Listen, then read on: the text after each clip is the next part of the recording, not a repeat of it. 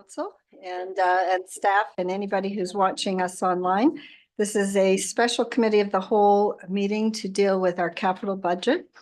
And we will start with a motion to approve the agenda, please. I move that we approve the agenda. Thank you, Councillor Butler. And are there any things to add to this particular agenda? No, okay. All those in favor, please indicate by saying aye. Aye. Opposed, not look to be passed unanimously. And Laura, is there anybody on for public input? I don't see anyone in the gallery.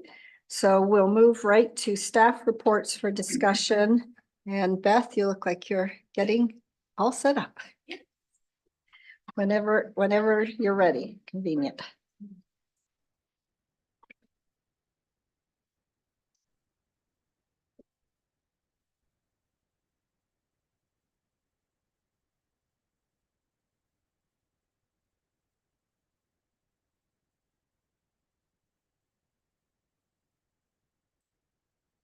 Okay.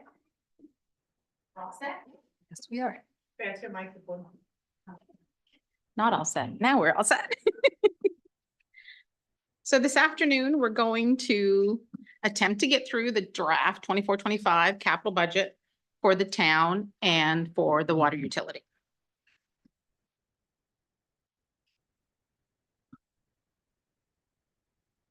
Let me just get back to.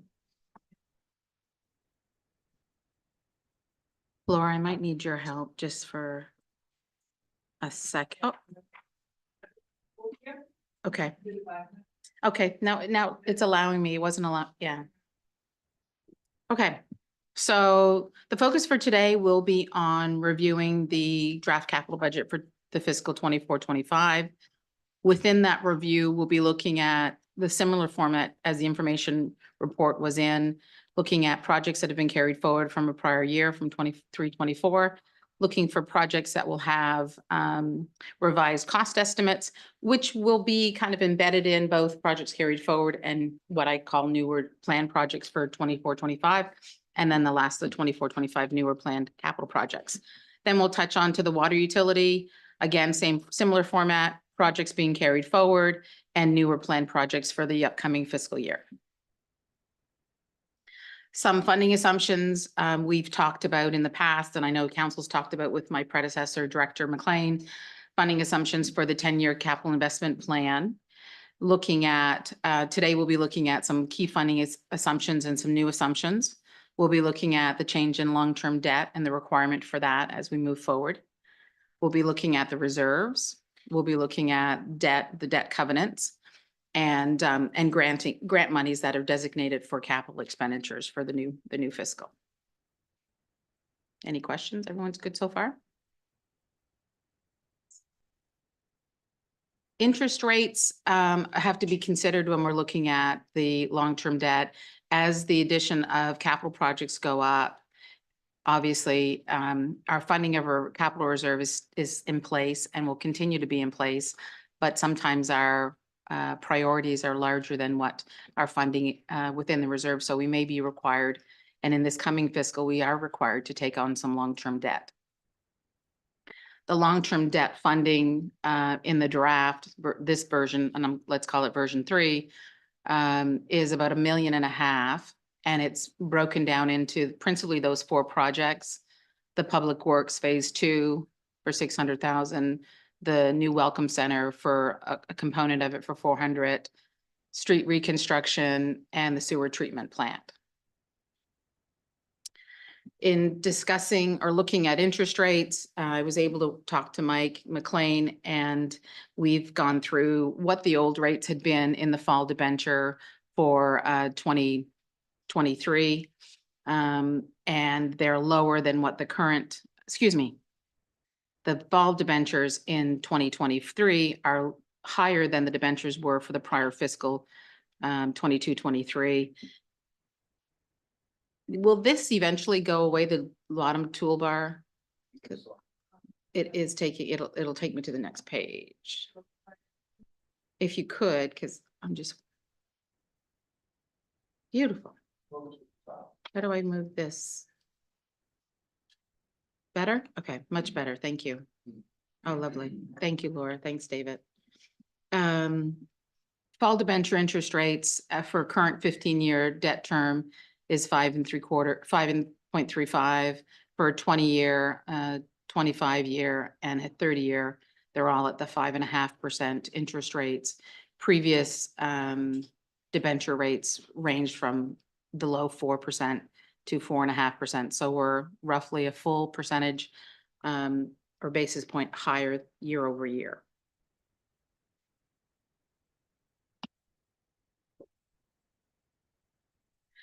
Capital reserve, the draft budget for March 31st, 2025. So that'll be the end of the new coming fiscal. Our capital reserve balance will be approximately $2.5 million. We're currently at 3.1, 3.2 as forecasting to the end of this fiscal. Put a calculation up there, and this is for my benefit as much as it is for anyone's. The capital reserve balance is simply, we take the opening balance from the prior year, we add any cash infusions, be it our annual funding, any surplus, any grant, any long-term debt, less any of the capital expenditures, and that will recalculate us to our new capital reserve budget, or excuse me, capital reserve balance amount. I mentioned the 6% annual funding to capital reserve into 24-25. It's around $127,000. Plus, there's an additional $180,000 that the former Director of Finance, Mr. McLean, had put in, and he used that from the Sustainable Growth Fund, Sustainable Service Growth Fund. And he has that plugged in, and I've continued to use that plug just because we need to have that extra step getting into the capital reserve and ensuring that we have sufficient funding. So when we're talking about the 10-year plan, there's an additional funding going in for that purpose. Operating reserve balance forecast to the end of March 2025 is going to be at 1.7, which will still satisfy our requirement for from FRAM for the balance within that reserve itself. When we look at this particular slide, this is a slide from Director McLean, and it simply shows that we're looking at 23-24. We'll end here, funding of just slightly over $2 million. And as we go through the 10-year plan, we're going to be in the $3.8 million for capital funding. That's coming from tax revenues, and it's coming from the multiple reserves that we have. I see your face. The face. So the reserves are getting much better. Is that? So this is the growth. That- So it is, but take it lightly, because consider the requirements are growing as well. So when you take in inflation, cost of living, consumer price index, those factors into place, this is where we're going. So we're seeing an upward trend. This is just a quick funding synopsis to show you that we do have growth in our funding for our capital expenditures. I had the version 1 slide in there, and I removed it because they almost married one another. I didn't think there was any benefit to showing both. Grant expenditures, grant funding that we have for some capital expenditures, we have anticipated for the fiscal 24-25 is about $2.4 million in total. The majority of that from ACOA. We then also have the capital infrastructure funding ability with active transport for $375,000, another 1.3 for the sewage treatment plant, 155 for Reservoir Park. And then we have a recreational trail and expansion grant for about 60. So the COA funding is something that I have to get a little bit more information on. These were amounts that were put into the capital budget prior to my coming into the role. And I don't have a lot of detail on that, but I can certainly follow up if council has any questions. Am I going too fast? Nope. Beautiful. We're gonna get done in 2 hours. This is our reserve funding. So this is something I think you were all looking for at the last special cow. And the green obviously is showing what our capital reserve funding looks like. As you can see, we're going to end really, really healthy at the end of 2024. So around the $3.2 million mark. as you see, we get into year 1, 2, and 3. I don't want you to be too overly concerned about it. We also haven't put any funding assumptions in to those future years because we don't know what additional grant monies will be coming through. We don't know where our cash position actually will be. We're simply trying to hold our crystal ball up and give us our best guesstimate. So focus on year 1, year 2, and into year 3. And please don't get too nervous about you seeing the dip in the capital reserve in 27, 28. Anybody have questions on that?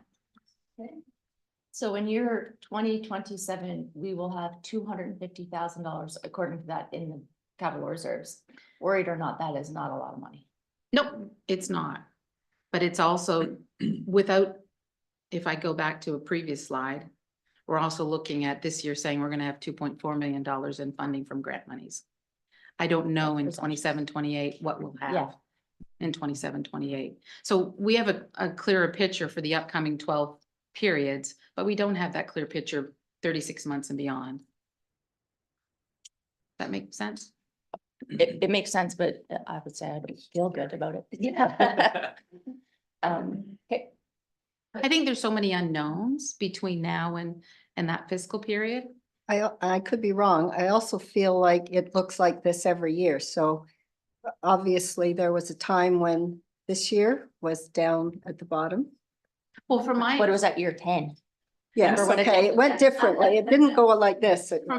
From my experience being in this position for just a very short period of time, on a daily basis, I'm getting either information of there's an application or there's a approval or something is in the works. So it's certainly a very active, developing, live type of cash scenario.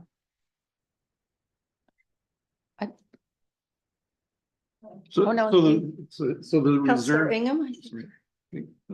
Councillor Ingham? No, I can't remember. Yes, I do remember Mike talking about when it dipped because we were looking at the town hall library and we would expect that. So here's a question. I don't know if I'm going too far, is that when I'm looking at some of the projects that have been bumped to a couple years, would that be concerning for us? Like moving into those years, because as everything gets bumped and we don't do projects, the costs go up. Absolutely. Absolutely. It certainly is a concern. The costs are going to go up at the same time. The anticipation of additional grant monies, additional tax revenues, they'll be going up as well.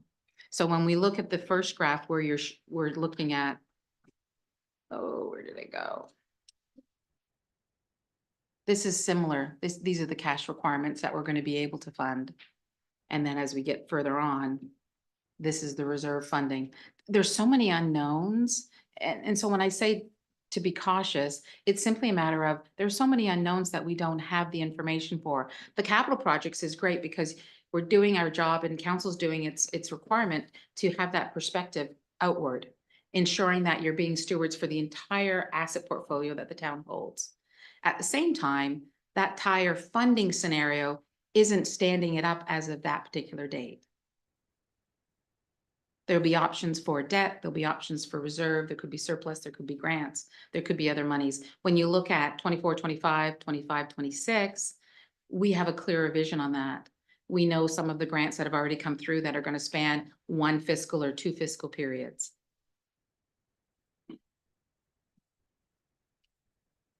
And this is actually good. version 1.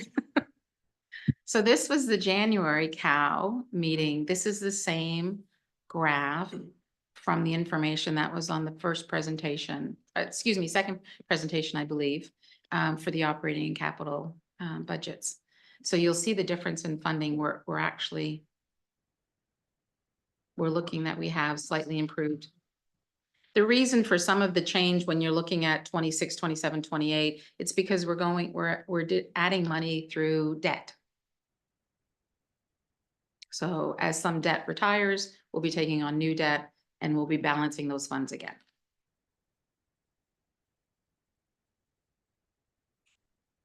The 10-year capital investment plan, we're planning currently, there's $56 million of projects that are on that 10-year plan.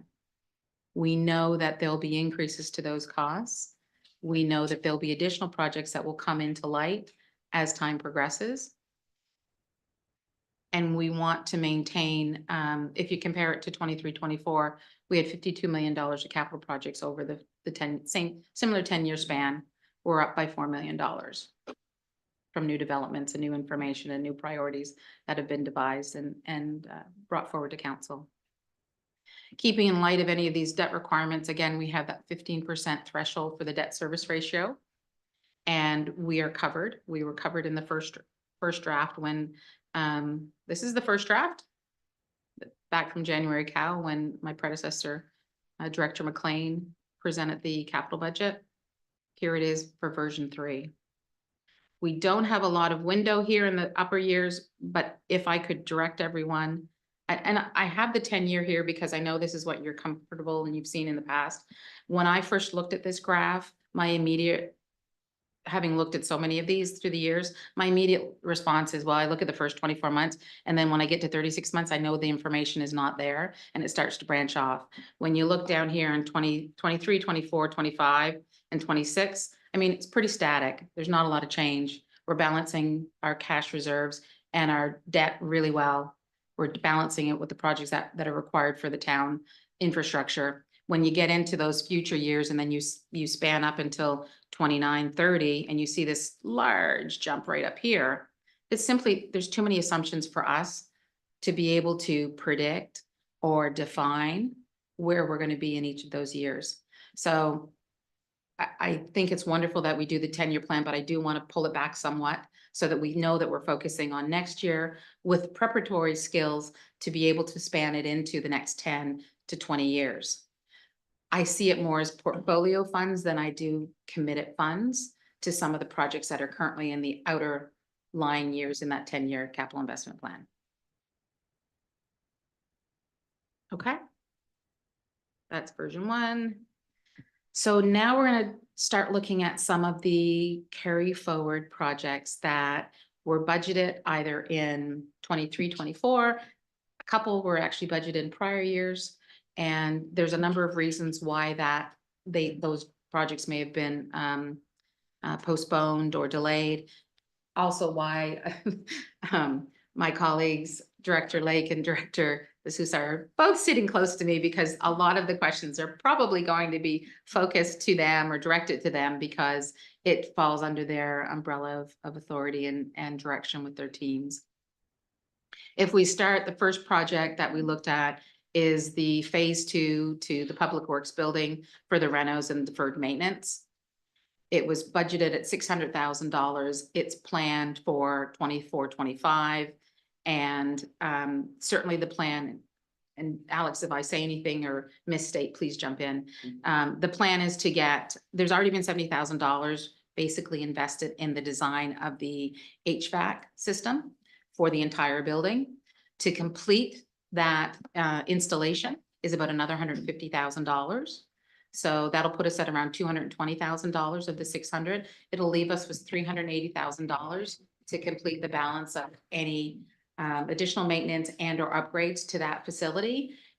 In today's dollars, it's probably not going to be enough if it continues to be deferred, but I don't believe that there's a lot of options as far as that particular project. And I'm looking to Alex. Yeah, and to speak to that, the vision, the original vision for that $600,000 is likely not even going to be the long-term goal for that phase 2 renovation any longer. So there are a number of fairly important questions that need to be answered about what our long-term usages of that site and that facility before we decide, we're going to spend $500,000 on it to renovate it and set it up for what we thought our needs would be back when I originally contemplated this in 2020, with evolving needs and discussions around having alternative space for staff displaced from this facility. It's part of a larger discussion that needs to happen before we actually know what we're gonna do with the rest of that money that was earmarked for the phase two renovations. Thanks, Alex. Councillor McKay? So when this topic came up, it was actually a really significant contemplation by this council, because we went down, we toured it, at first we were gonna do nothing with that building, it came back, I think, twice to us, maybe 3 times. And finally, we said, okay, yes, we understand that this is not a great place, you know, the space isn't great for working in. And said, let's go get it done, and we're sitting here a couple of years later and still not done, and now we're not sure if that's gonna be the plan, so that makes my heart palpitate a little bit of going $600,000 where we thought we didn't have it then. And the costs just continue to grow, and we're not even gonna hit what we thought we were gonna do 2 years ago. Yeah, and none of what you said is untrue. The needs for doing renovations down at that building are still there. Those haven't changed. It's just the scope of how we tackle that renovation will change or has changed, and we need to make sure we know what we're doing before we put shovels in the ground. That's the goal here, is to arrive at a firm plan of how we need to move this project forward. What may have been contemplated back then is not necessarily the case anymore. Needs have changed and priorities have shifted from phases, from phase 3 to phase 2, such as the HVAC. As you know, our HVAC system in that building on the office levels 1 and 2 has, both units have failed now. So that need became more urgent than changing the flooring, changing the, you know, the wall arrangement down there to accommodate larger break rooms, and reconfiguring of the washrooms. Those are still goals for how we tackle renovations at that facility.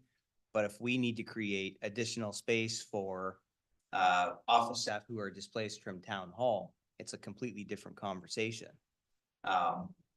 Creating washrooms and an improved break room and improved locker rooms in the location they're in now may no longer be possible, just because of how many staff need to come over there, how much space they need, whether or not it's going to be configured as a storefront, public space for people to come and pay tax bills, things like that. So there's really a lot of questions we need to answer before we're able to figure out how we're configuring that space. So am I hearing then we will fix the HVAC and put everything else on hold until we decide that? So, because that's what happens, I mean, that's what happens every year is if it's not done, and the parameters change, we rethink it. So the HVAC gets changed and we put a placeholder in there till for next year. Like, not even this budget year coming, the next, because it's probably not going to happen this year either. HVAC, yes, Yes, for okay. this year. As far as what we need in terms of consulting dollars for planning a different scope of project, it's completely unclear to us right now. So I don't have a firm number, no. Councillor Madera-Voss? Thank you. So I think you've answered my question, Alex, because what you're saying is all of the other changes are really dependent on what we decide comes into this building. It doesn't come in, like, we have to plan the two things concurrently. And at one point, I remember discussions or talks we had about staff from there coming here. Now it sounds like that might change. And so we need to start that process of making those determinations before we can continue. What is our timeline for starting that process? I mean, It's in the capital budget for like 2 years out, and when we get to that, one of the questions was, why are we waiting so long? But yeah, because I saw the timeline, I saw the budget for what I thought were more concrete things, not necessarily just a discussion, I guess. Is that Probably- included in the 90,000? That's part of it, is I the don't know, but envision? I think it's fair to say, if not in this council term, then in the very beginning of the next council term, that discussion has to happen. Mhm. even in the last, Jody, 2 weeks? Yeah. 10 days? Yeah. There've been more discussions happening with Acadia, so I would suggest that in the very short term, we will be having a more fulsome discussion Mhm. with our partners there. But it does sound like a lot is up in the air. I wasn't sure, Alex, if you were talking about staff displaced from this building in the interim while this building, assuming here, while this site is being constructed, or you, because that I understand, we need to find a place for staff. But I don't understand that some of our staff would be permanently there. Am I misunderstanding what you just said? Can I just speak to that? So when we did the initial library work, we did quite a detailed piece of work on the library needs. But all we were using really for the town hall needs was a bit of a generic number. So we've never really got under the hood of, there would be some staff that kind of have to stay down there. And then that's the discussion that we need to have is Right. what scope and scale of offices are here. And I would just suggest that I think, given that we are already have been talking about this, that at least that discussion starts. So that we don't just forget it and then the next group of people who might not be up to speed.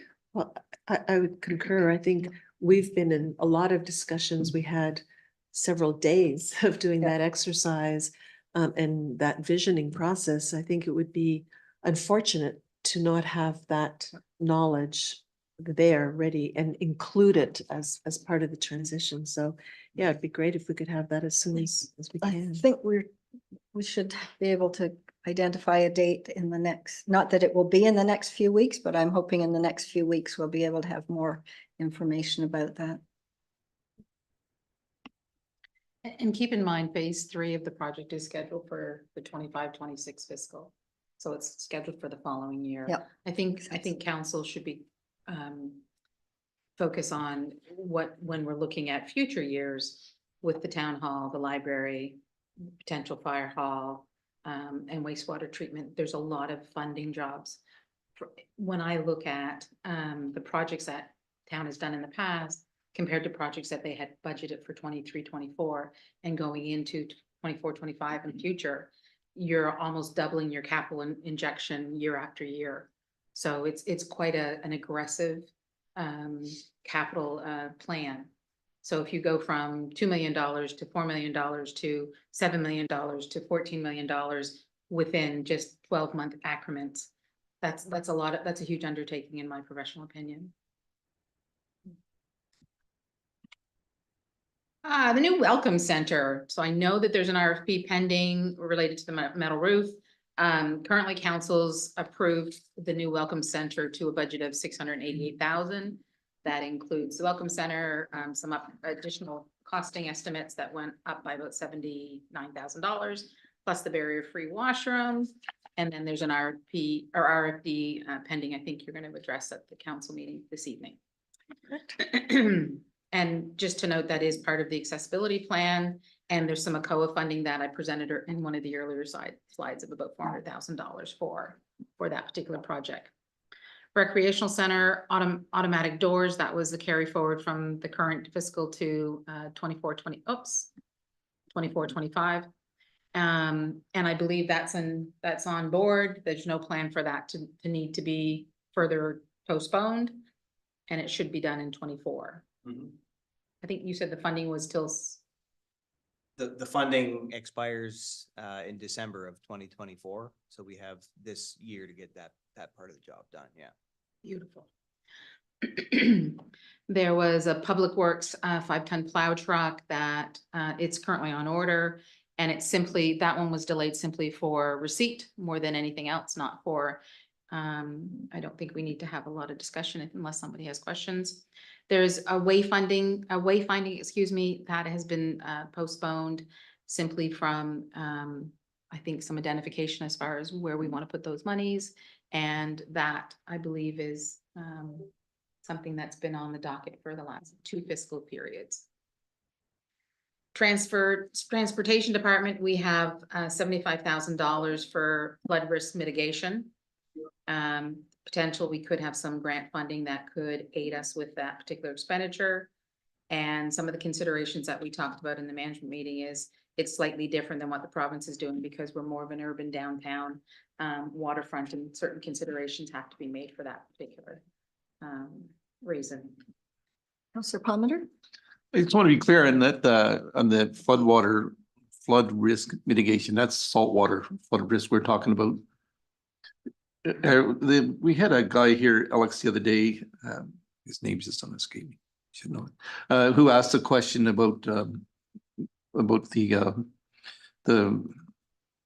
septics, or not the septic, but the wastewater, like out in front of, sorry? Mr. Bolt? Yeah, Mr. Volt, yeah, where he was here today. Is that in the scope of work that you're gonna be looking at in the next year? You mean flood risk protection for the sewer treatment plant? No, like he was talking specifically about in front of, what's Talking about doing a hydrogeological study, the water, he got flooded behind the third well. Right, And we've had some, yeah, we have an allowance Words. in our capital budget this year to do some study and investigation on some of the stormwater issues that were reported last year. Yeah, it's a capacity issue of some kind, and I don't know, I would guess. It's too early to say if it's a capacity issue or if certain property owners have, Or- you know, their own issues on their own property that have to be dealt with privately. There's a number of scenarios that could come out of this work that we do. But this work that we're hoping to do this year will inform future capital projects and identify needs for upgrades, for larger capital upgrades for the infrastructure. Well, certainly that one that he brought up was one area looks kind of funny. Coming down Sherbrooke or Sherwood is another one. It's a river coming down there. I don't understand why there's so much water coming down the actual surface of the road going across Main Street. I don't know if you've ever been out there during a storm. I but- have, yeah. I went out there during that storm that was actually, it was of greater intensity than your typical 100-year storm that we designed for the worst case scenario. We designed for a 100-year storm when it comes to street storm infrastructure. The storm we got was well beyond a 100-year storm. No, but the one I'm talking about was just one a couple of weeks ago. So that wasn't a 100-year storm. Yeah, I wasn't that, no. But if you just go out on any big rainfall and see what's coming down Sherwood, I mean, it's coming right across Main Street and then ends up going down Oak. That is one specific area we will be focusing on with the work we're doing this year, is investigating the cause of that and trying to come up with some potential solutions to it.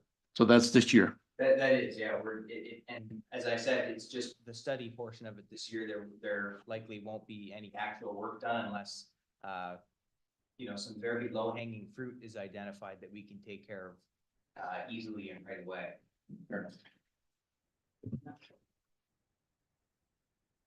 Thank you. The next project is Willow and Winter. It's the one-way street alignment. That work was originally to be done in-house, and there were some constraints with that, simply for capacity and some changes within the scope of other projects and the supply chain. There's a number of reasons that some of these jobs are being carried forward. It's not for a lack of wanting. This is something that Alex's team plans to have done again this year. Can I ask when? The one way, Yeah, that came, I think, because of some concerns of safety on that street. So I was hoping, I guess we hoped it would be last, because I think that came through the last two budget scenarios. So just wondering if that would be before the busy time on that street, because doing construction in the height of soccer season on that street will be problematic. Yeah. Busy touristy stuff. we don't have a scheduled date for the work. At this point, all I can offer is that it'll be done this year. If you'd like me to get a more concrete answer, I can have a discussion with Jeremy. I think that would be helpful, because I think people are gonna wanna know that, because it is a busy space over on that side of town. I Okay. can the bring summer. that up, at our operations meeting this week. Thanks. And maybe take into consideration the heavy summer tourist and resident traffic around that street in terms, if you have some flexibility to go before or after, might be helpful. The next project is the sewer treatment plants. Phase, not phases, excuse me. Phase 1, phase 2, it's budgeted for $230,000 for design and geotechnical work. It was originally budgeted in 23-24. There was some slowness in getting the third-party design work done by an external consultant. And unfortunately, that delayed the start date for that particular project. Then there's assessment and upgrade of a lift station for $50,000. Alex, I'm gonna actually defer to you to speak to this one better than I could. So we're talking about the lift station assessment program. Yeah, so, and I think I've mentioned this before in this room. We have a need for, developing or employing, better asset management systems and procedures. So we are equipping ourselves with the decision tools that we need to use once we get this information out of an assessment program like this. When we go to market or approach our standing offer engineering consultants and ask them to assess our lift stations, they're gonna ask us, oh, what do you wanna know? And at this point, I don't have an answer for them because we don't have that system in place. So it's something we're actively discussing at the staff level, how we can improve our asset management systems before we're able to do that. That's the biggest part of why that project is delayed. And the second part of that would be staff capacity. At this time, I don't have the capacity to manage another engineering consulting contract with all the other projects that are going on. Next project is SCADA and electrical panel replacement. That's something that, again, relates to the lift stations. It's the treatment plant components, which are monitored by some of the town operators. It's a requirement of the town and a required project. That was something that was simply postponed from 23 to 24. And has it been tendered? Do you know? No, nothing's Nothing's been tendered. tendered? So again, speaking to that, it's another project that requires a lot of staff attention. And it hasn't been prioritized over other items that are being looked at this time. So one of the key parts of that project is to scope out how exactly we're approaching panel replacements and what protocols we use and what communication methods we use. And we've got a lot of concern for data security and things like that now. That's just going to require David Hopkins and I to sit down and spend some time with one another to really define in more detail what that program is going to look like. When I initially contemplated doing panel replacements, I didn't think the scope was as wide as it is, how much work would actually have to go into figuring that stuff out. But we, again, like other projects, we want to take the time and make sure we do it right rather than just sending a contract, an RFP out and having a contractor come in here and give us whatever they want. So it's something that's going to require more discussion at the staff level and planning work before anything is ready to go to market for pricing. And just a comment to Alex, discussion points. Again, looking at some of the capital projects, when I first had an opportunity to look at the capital investment plan, we had $1.7 million planned for 22-23. We went up to 3.5 in 23-24. We're we're looking at 6.8 in 24-25. So you're looking at 100% increase, you're looking at a 95% increase. And as we move into 25-26, we're looking at 113% capital growth in expenditures. Pretty significant. Counselor Palmer? So what do you think the chance started doing this one this year? The SCADA? There are parts of that project that we can get done. The electrical panel replacements are a safety concern. Yeah. So I don't want to rule out being able to do some of that work this year. The SCADA components themselves, it's not likely we're gonna get to that this year.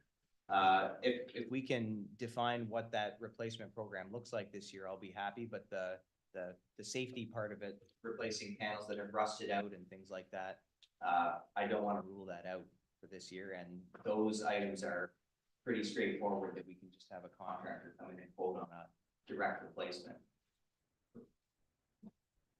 Thanks, Alex. East End Gateway parking lot expansion and reconstruction. Sorry for the bracket being there. Oops. Nope, still not working.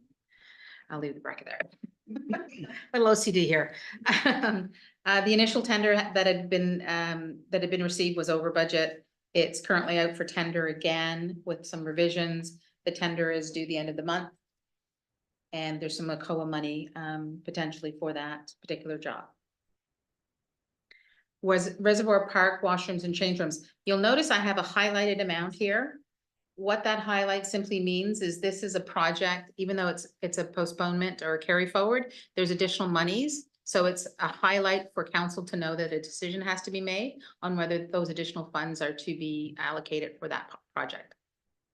And that's in this upcoming year's capital budget. Correct, it is. Yes. So Reservoir Park and washroom. Excuse me, Counselor McKay? Sure. What is the extra $35,000? Is it for something? Why is it more? It's for the washrooms and the change rooms. Yep. It's additional costs that we had. So that it came in over tender, is that what we're saying? Or why, or did we add things? Why $35,000 more? I can't speak to why the $35,000 more. It was in the capital budget. My understanding is it must have come through the tender process.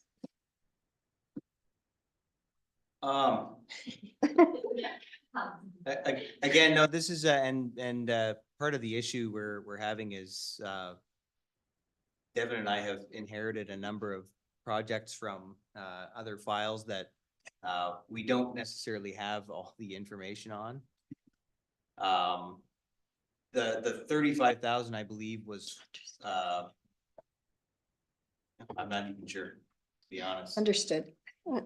It looks different to me on the presentation than it did on the planning spreadsheet, so.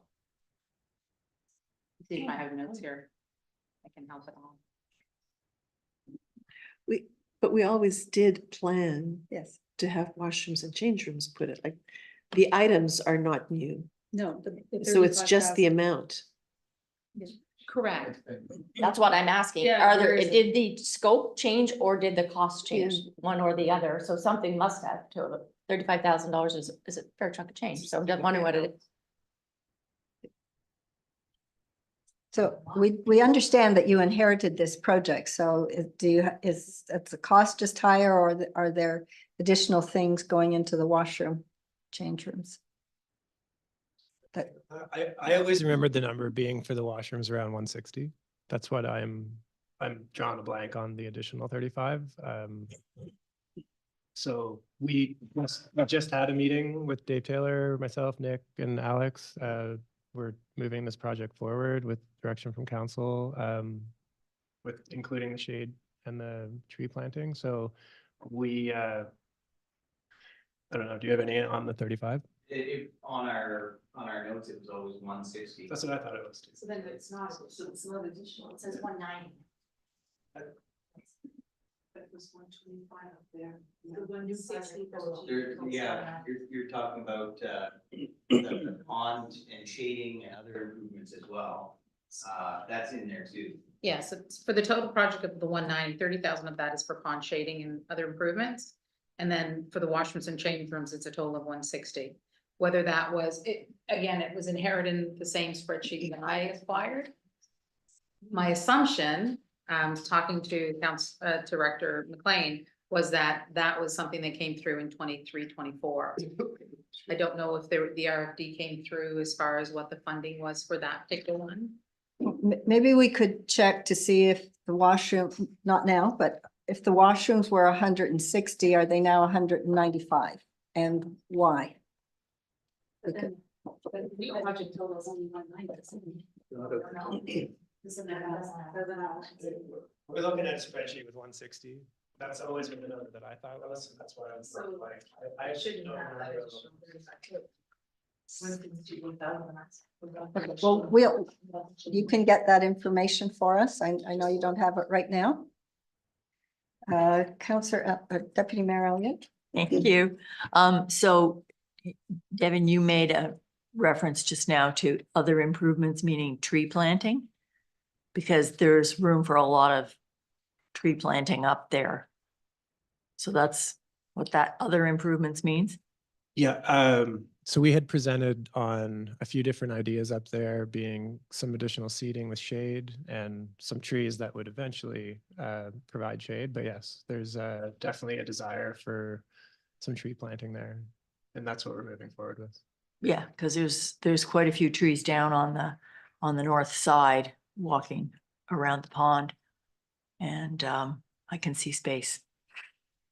On the north side, yes. Oh, on the other side of the, yeah, that's likely an entire project of renaturalization. Is that what you mean? Yeah, so I have a meeting. For the development there? Yeah, I have a meeting with Peter coming up and that some of that information is going to come to council. Okay.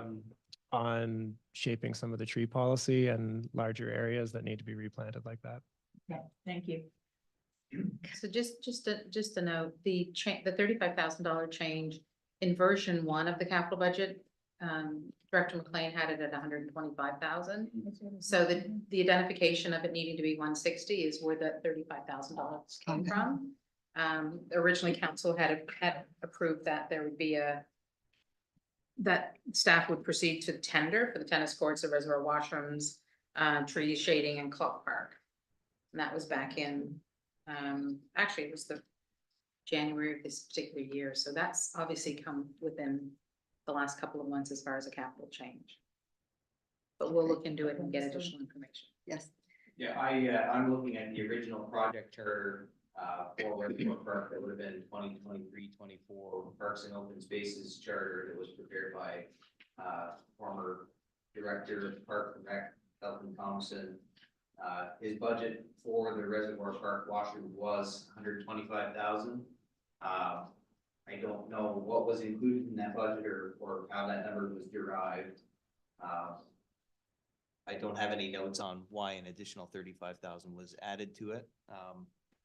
Perhaps Mr. McLean thought it was a Requirement? cost escalation from one year to the next. Or if there's a difference in the original contemplated scope, which isn't very well described in the project. But charter. it's not a tendered project. yet. It's not tendered, no.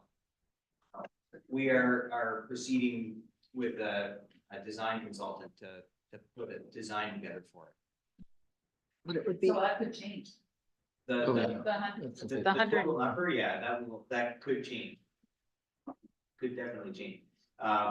Knowing what our approved budget is for the work will allow us to manage the expectations of what the consultant provides back to us. But other than that, we don't, like has been said here a few times, we don't have a crystal ball. but I So- see your lights. I just want to respond to what you said. So if you have 125,000 that could include washrooms and showers and 160,000, my math might not be, it might be 155,000.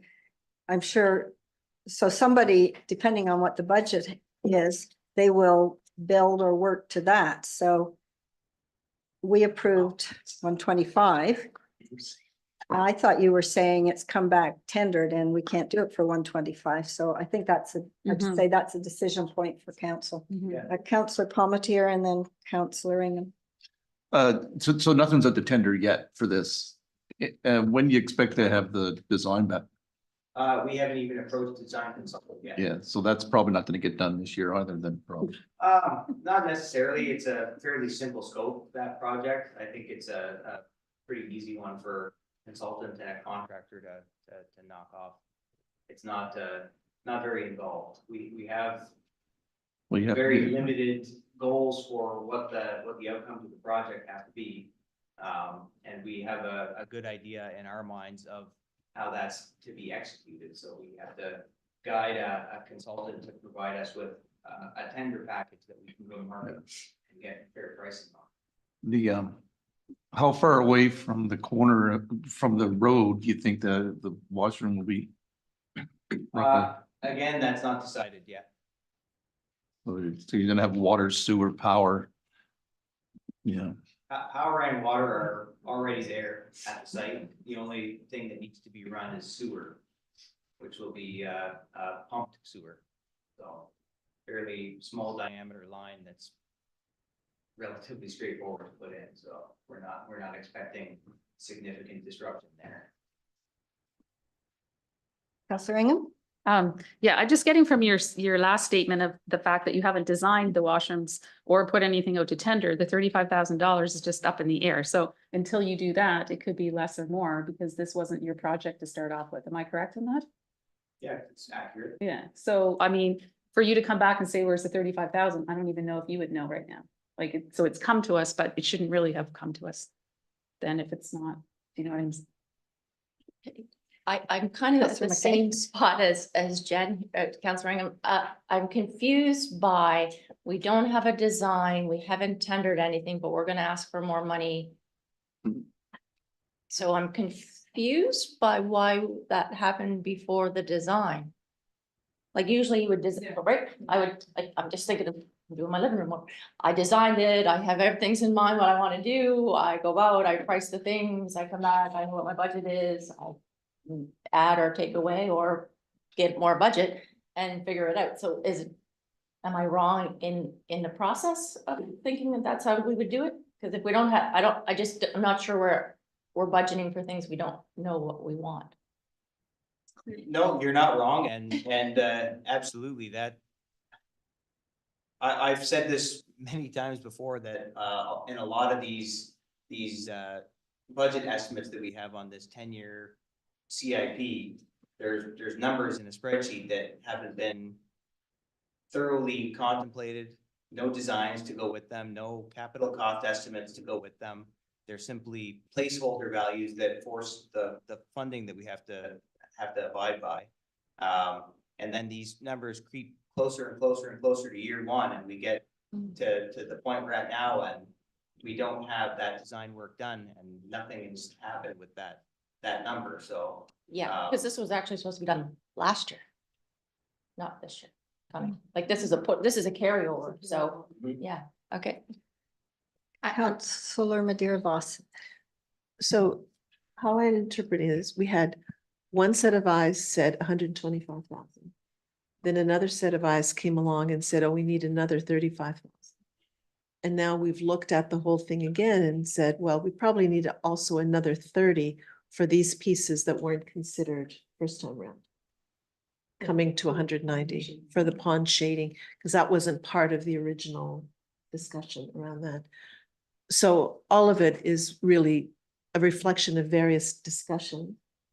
But do we now just say, okay, let's go back and say, these are the pieces that we want. And as Councillor McKay and Councillor Ingham said, let's get a cost. And do we just put the whole thing now on pause, on hold until that happens? We're actively working. Okay. Yeah, we had a meeting with you about this, and all of these projects that you're talking about. I think just to go back to Yeah. Councillor McKay's example, it's exactly right, you know, you can design something and if you have in your mind that you have 200,000, you're probably going to add some more things than if in your mind you have 150,000. So I think that's what is concerning council, that it's shouldn't be easy just to throw another $35,000 into a budget, given how tight our budgets are. So if it can't be done for 125,000 to do washrooms, then just like the roof, you need to come back. But I think that's the level of nervousness. Councillor And Kane? this was supposed to be done, so I think, and the community uses that space excessively, I mean, so I think I can't speak for everyone, but we wanted it to be done last year, so I'll assume that we wanted it to be done this year. So again, though, designing it, coming back and asking for, it won't get done if we don't somehow figure out how to move that forward. That's my fear in a constructive way. And just a comment, Councillor Madeira Voss, the 30,000 was actually in the 23-24 budget. So it was part of that. It's just the additional 35. I'm assuming it's about 20, it's roughly 20% more. And knowing what CPI was for 22, 23, 23, 24 was already around 11% plus. I'm assuming that's, and I can go back to Director McLean and find out more information as well and work with Alex to get a better answer. Yeah, I need to make this point again. I think it's a tough budget year, and we shouldn't think that it would be nice to have one for this amount. Yes, you could do it for this amount, and I don't want to nickel and dime, but I am very concerned about the tough budget year and things that increasingly we realize, the numbers, as Alex said, are not as strong as we kind of thought that they were. I think it's fair to say, if the next step is for engineering to go out to design, to go out to tender, identify what the results are from there, and then come to council at that point in time, if there's additional budget monies needed. Would that be the proper process? Yeah, I just don't, if you could do something for 125, I'm sure you could do something for 160. And I'm afraid if we start at 160, as a shopper, I know I can always spend more money. And then where does the money come from? Like, just because we go out and tender and say, oh, it costs more, we still have to fund that. And like, we don't have a bottomless pit of money. Oh, I wish we did, but we don't. So it's about, yes, tendering it and saying this is what it is, but also living within the means that we set, because as Madonna said, if we take it from one place, we have to, if we spend it on one place, we're gonna have to take it from somewhere else, because the limits, the dollars are finite. I just have a quick Oh, question. sorry, Councillor Butler. One of your first slides had an allotment of grant money that was put towards the reservoir park. What was that for? If I have Res Park 155,000. Did I write that down wrong? Maybe before that. How many dollars? 155,000? Did I put that down once? There No. was. I might have been writing very fast. Yeah, no. And So there was 125 for the washroom. This is where the 155 comes from. There's 125 from the provincial capital grant fund. And then an additional 30. There's no notes to this one, but there was $125,000 that was earmarked from the cap fund, the capital grant. So that's great. okay. I can go back to the slide though, let me. Yeah, it was, there it is, right there, Reservoir Park, 155,000. What is So that? that's the 125 and the 30. It's under, the reason why I don't know that it's from the cap fund, it's Okay. under federal provincial grant funding, Okay, but I don't have the specific grant named in detail. so, Yeah, so does that mean 155,000 of it is grant money and we're only supposed to put towards 45,000 for 35,000? No, it Of would our be an own. additional 35 if council approve the additional increase in cost. As potential increase in cost. That's better than it's in. Okay. I think. Yeah. No, it is extra, yeah. I think, can I just say something? Can you clarify that for me? Because now it seems like it's like 280,000. Probably would have been involved, right? So I'm struggling, I'm just being honest with you, I'm struggling to know what that one is, but I think we need to bring that back. Yes, Yeah, sounds great. because then, yeah, because the title is a grant.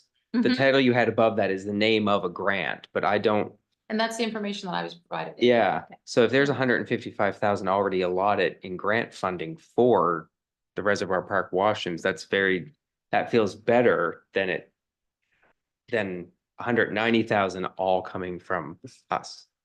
And that also explains where the initial But it would be- budget estimate came from as So well. that's like If we got 80%. funding approved for 125,000 for the washrooms, then There's a grant application somewhere. yeah, that's. Okay, that's- just I But that thought, doesn't make sense, because 'Cause grants that's like go 60, like. 60-40 and that would be the or most 80-20. expensive washroom I've ever seen. yeah, Well, it's not just a washroom for 125,000. There's a lot more to it than that. Building the site to make it accessible and hooking up services and things like that. Yep, but if the grant is $155,000, that means the total fund of that whole project would be what, 360? 360, something So- like that. Right, because grants usually go, if that's 40%, then we Yeah. pay 60%, so what's the total of that whole project? It's gotta be 300 and some $1,000. Yeah, Can we just Yeah. table this and bring us back? just want to make sure I wasn't crazy. Okay, Good point, Mike. We don't have the answers. Reservoir Park Walking Trail for $30,000 is a carry forward. Clock Park accessibility upgrades of $70,000. There's an additional $40,000 in there in the capital budget for us for expected cost increases, similar to what we just talked about for Reservoir Park. New project estimate is $110,000 from the 70 in version 1. Tendering is to go out this spring, and it involves a concrete walkway replacing the current surface material, and it's part of the accessibility plan. This one is, I think this one and the next one are kind of, there's been in discussion, certainly at the management level. Rotary Park resurfacing of the tennis court, $75,000. The new project estimate is at $125,000, so there, again, is $50,000 in additional expected cost increases. Can I have a question? Like, so that's gone up by $50,000, like from when we saw it the last time? So that was supposed to be done, this is supposed to be done this year, right? So these are the changes from version 1 that Director McLean had presented. And when it came back around after department heads had made changes, these are the changes that were in the capital budget. So these are the changes that that were drawn to my attention.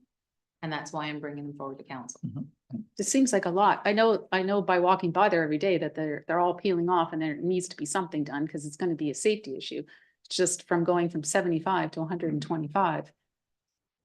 It's in a small period of time.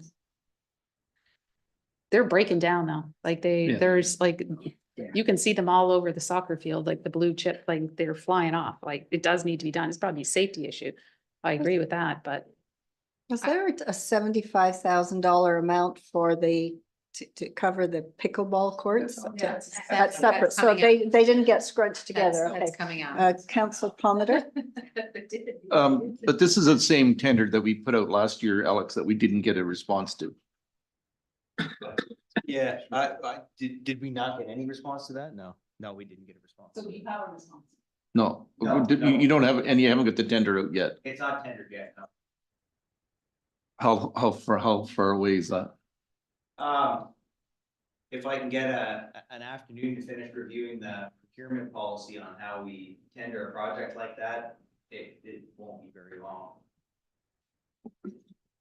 We put it up for tender last year though, didn't we? It went out for tender last year, yeah, but we have to make some revisions to our procurement templates that our request for quotation for work like that is not compliant with our procurement policy, so I'm making some updates to that. It's been time consuming to do that, to get that done, so. Yeah, I would think that those guys, whoever do that, there's probably only two people in all of Nova Scotia who are gonna respond to that. So there's probably earlier the better. Counselor Ingham. So you put it out for tender, like as thinking you wanted you want to have it done for 75,000. And so where does the $50,000 come in for as an increase? Like, it seems like it's the same situation as the washrooms. Like, I just curious, because that's quite a bit more money. So where do you end? Is it the rising costs of everything? Is it because you couldn't get anybody for 75? Like, where does 50 come from? That may be the case. I'm not sure where the additional 50,000 ask comes from. That may be similar to the washrooms where the original budget was padded to account for inflation, or perhaps because we got no responses to the last one. I don't have an answer for that. So that is a little concerning to me. Yes, Counselor McKay. Yeah, I'm thinking back, because this was done my first term, if you remember, because I went to the opening of that. That's why it's so distinct in my head. And I remember it being somewhere in the vicinity of $50,000. And I've only sat here for 7 years, so I'm gonna guess it's maybe 4 years ago that it happened. So that's quite literally triple the cost. And it didn't last 4 years, so that's problematic. But I too don't understand the increase in $50,000 arbitrarily, I guess. So maybe we can figure that out too.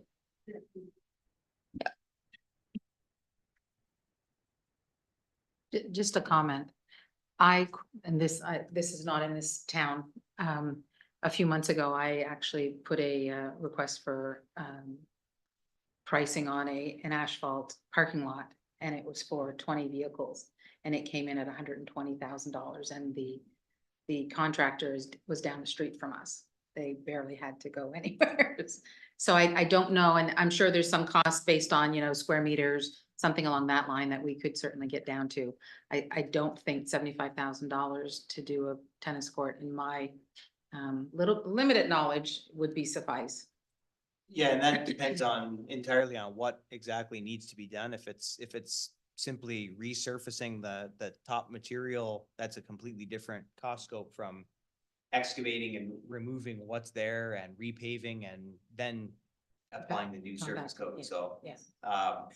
I believe the way it was framed last time we went out to tender for this job was that the service provider would come in and assess what we have and make recommendations that met the needs of the town.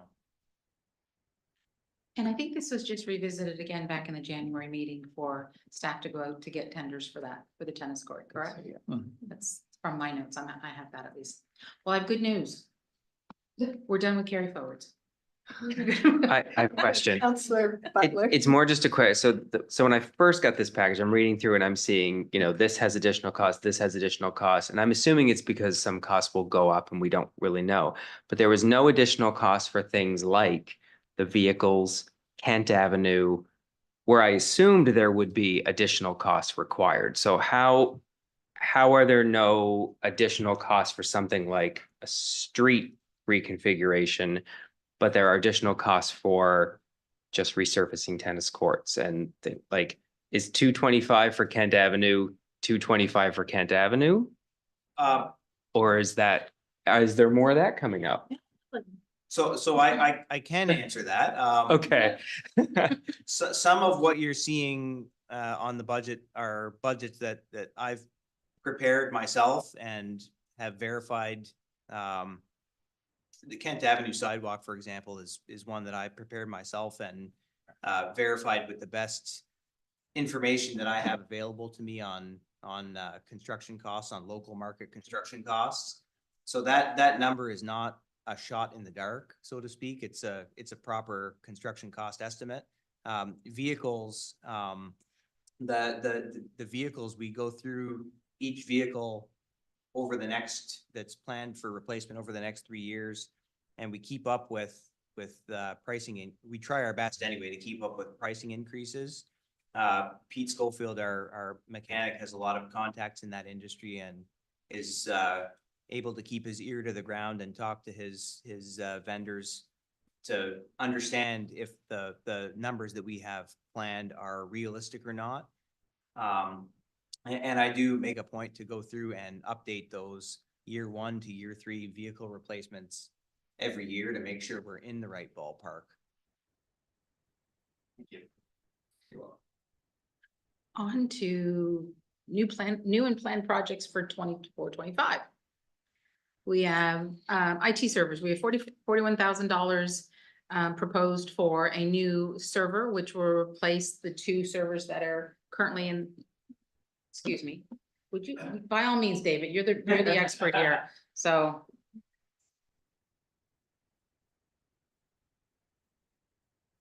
Currently, we have no redundancy in our server backups. If the server goes down, we lose, if one physical server goes down, we can lose up to 6 servers that are working inside of them.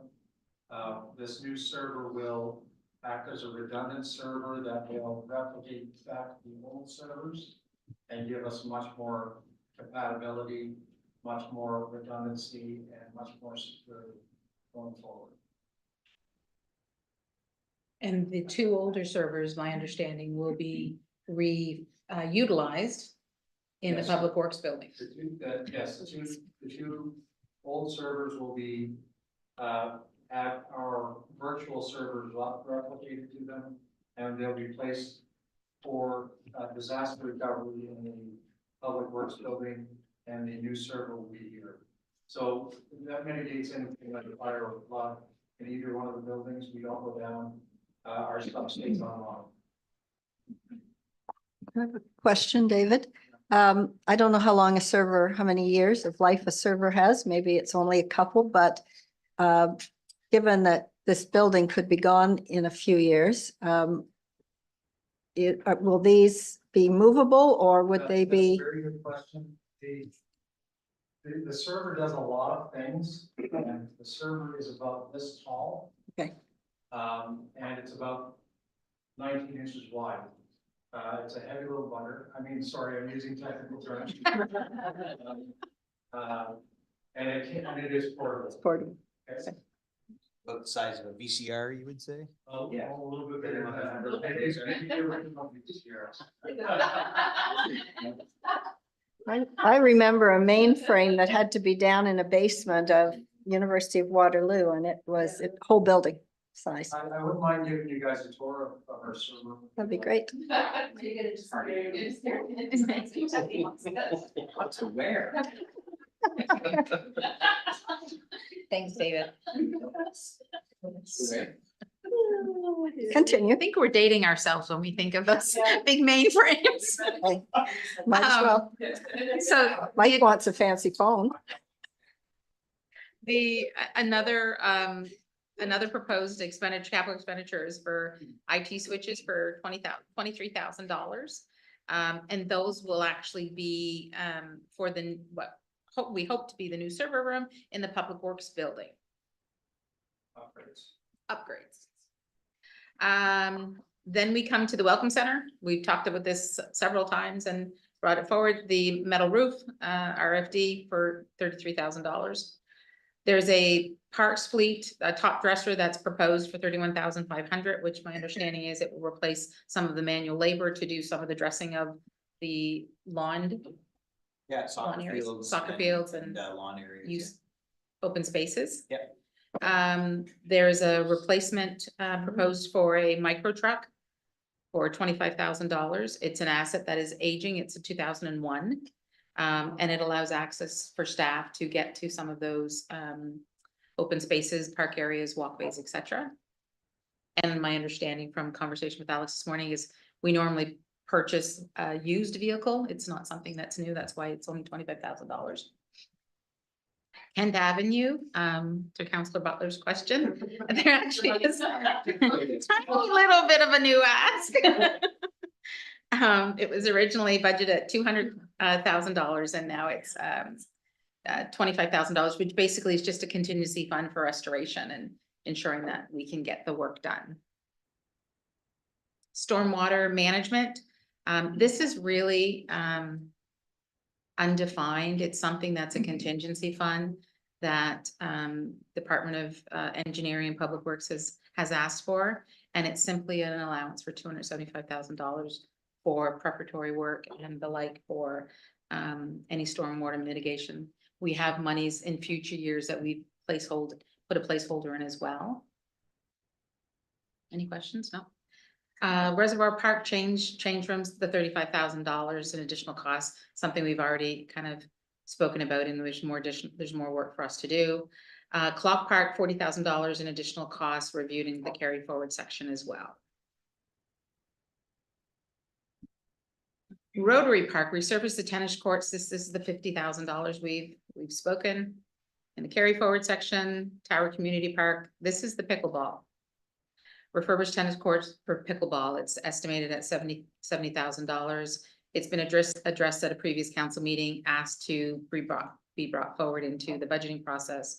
And I think some of the comments from management is potentially whether or not there's an ability for us to align with other partners and see what might come in the future, and whether or not this particular refurbishment, along with, there's a plan in 25-26 for pickleball court for $300,000.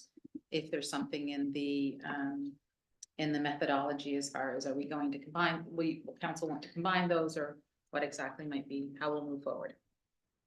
Nature preserve, Okay, the question. yeah, but we're not gonna do that this year. That's 70,000. We're not spending that this year. Yes, we are. But we're gonna spend a It's seven proposed to be spent. Proposed on the existing tennis courts. at Tower Field. Yes, correct. It was addressed at a previous council meeting, and my understanding was that it was asked to be brought forward into the budget process. So the decision, council hadn't made the decision, and you preferred that it would be brought forward in the budget process. Right. So by all means, this, again, it's the decision for council. So right now, there's three pickleball courts up there, correct? Or will be, or there's one that's not serviceable. So, I mean, that probably gets used if there's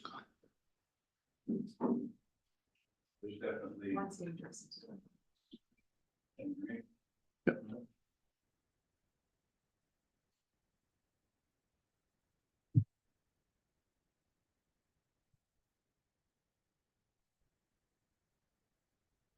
There are 4 courts, 3 of which are very playable, 1 of which is less playable, I would say. so you're thinking that 70 grand is gonna do what? Director Lake, did. I can answer that. So I offered to engage one of the local construction contractors to drum up some approximate costs for making that a safer, more playable space. I've got a list here with 5 points. Removal and reinstallation of the south fence by a fencing contractor. Removal and replacement of the tennis net posts by a fencing contractor. Spot milling of a few bad areas, and perimeter key-in milling for new paving. And then an overlay asphalt pavement surface by a paving contractor. And then we would have to retain the services of a specialty surface painting contractor to do the lines. So that's where the approximately 70 came from. Well, it's one square space, rectangular space. So that would be to do it on all of it, yeah. Thomas? Add something to this. So just based on some of the recent discussions with Acadia, like Nick and I are kind of struggling to rationalize investing that amount of money when there's a number of other projects that are could probably use that, when we're just not sure the longevity we haven't had a discussion with Acadia in serious terms about, how long is that realistic for? So that's part of the worry for us, investing up there, just making it kind of as usable as we can this year, and then having more conversation with Acadia on a longer term solution. We have just had a conversation with Acadia last week, and that I was referring, we talked about a lot of things, and so I hope in the next few weeks, we will have a council meeting with our senior staff and Acadia people to kind of look at some of these. I don't get any sense that that there will be other pickleball at Acadia other than this in the next few years. But those are things that we were talking about. Okay. Councillor Ingham? I think when we had this discussion before, we were thinking it could be 2 years. And then, so we asked for, well, how much it would cost for some upgrades so we could have it playable this summer. Is that where the thinking is? And so you're thinking if like moving with Acadia, like we would have to decide as council if we thought the $70,000 would be reasonable, because if it's 2 years, if it's 3 years, that's better than 300, or it could turn into 500 with how much it costs. So, that being said, and then I think we did mention the Wolfville School to play down there too, didn't we? And then that being said, could you use the 3 courts without doing anything? And the 1 court is just not playable like this summer? Like how bad are the 3 courts? I don't know. I don't know idea.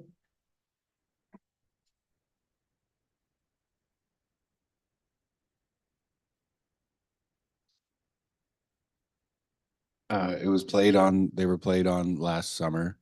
There are cracks and bumps in 3 of them, and one, the 4th court there's a significant large area that would be fairly dangerous for anyone that's not. That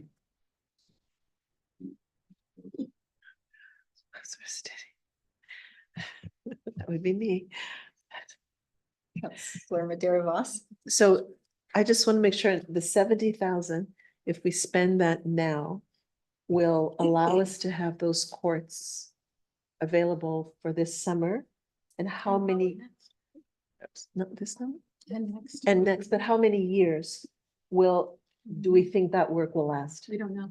We don't We know. don't know. Okay. We don't know. Can I address actually something, by spending that now, the asphalt paving contractors are not in service yet for this season, so this would be not being spent before the summer. This would be probably towards the end of the summer. So, well, there would be a period of time this year, if we did move forward with this, there'd be a period of time this year where the courts are open as they are now, and then they would be closed for the construction, and then the paving contractor would get to work in there during the paving season.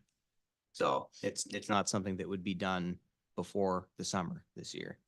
And I think we also should know if Katie has other plans, because one of the issues was that that might be a housing site. So we should figure that out before we spend $70,000. Jody, Councillor McKay? Yeah, I agree. I think we need to have a further discussion on how, if you invest $70,000, how long is that investment actually going to be an investment? But further to that, we did talk about, for that community who's come to us numerous times, giving them the alternatives, making sure that the agreements were in place with Wolfville School and that those 3 other courts were available and ready to use, that they would be happy with that, with a long-term plan coming down the pipe. That's what the community told us, so. Okay. Anything else? The nature preserve. There's some needed upgrades. Estimate for that is $25,000. And then there's a small component of monitoring and surveilling those upgrades. That's going to be put into the operating budget. Public art, concrete walkway to the Mona Parsons statue, as well as the Alex Colville wall art for art wall, estimated at $100,000. And I believe that that's part of the accessibility plan. Maybe.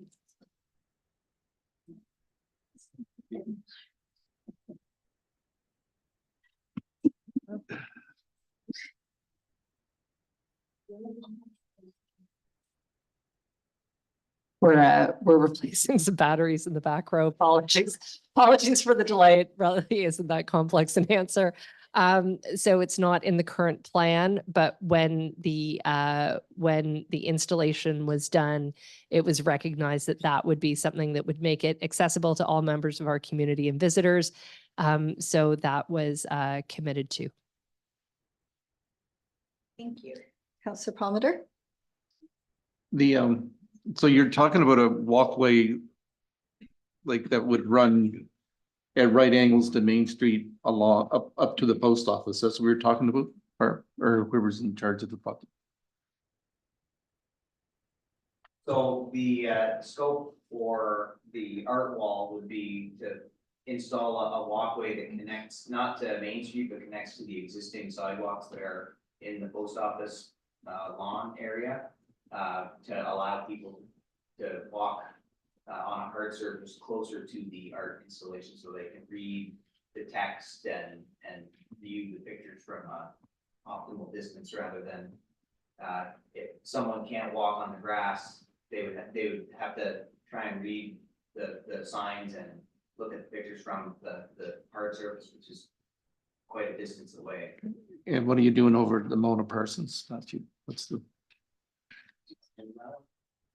The idea was similar. There's existing gravel paths there, and we making them into parts of concrete paths. Yep. Make them more accessible.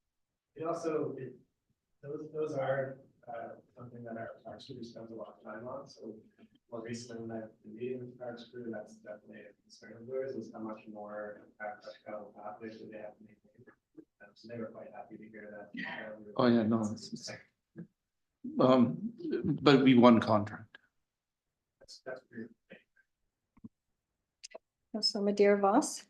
Have you explored other surfaces or other types of hardening of the surf besides concrete? The reason I ask is I was down in Lunenburg over the weekend during St. Patrick's Day. And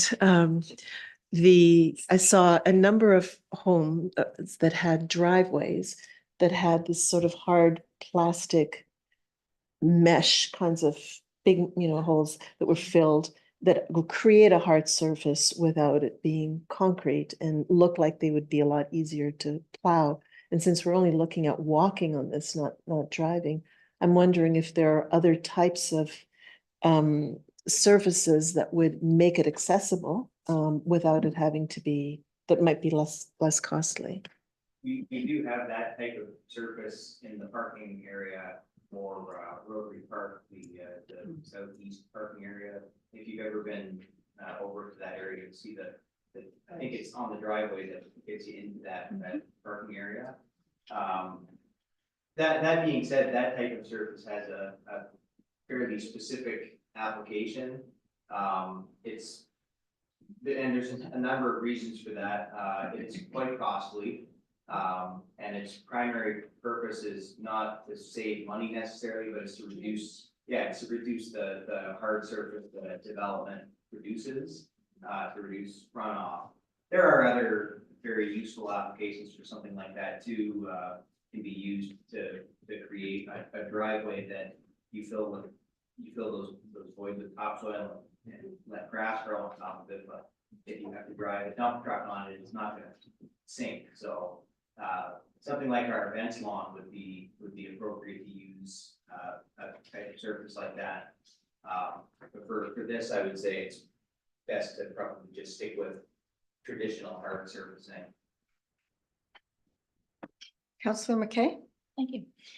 Have we thought about, going up to Mona Parsons, definitely where that's gravel, having a concrete path makes sense to me. But, and we had Ms. Whitby who said she came and gave us some public input, and I actually went back and looked at that, and it does make sense, going right up to the building, reading the plaque, and then you have to step way backwards to look at the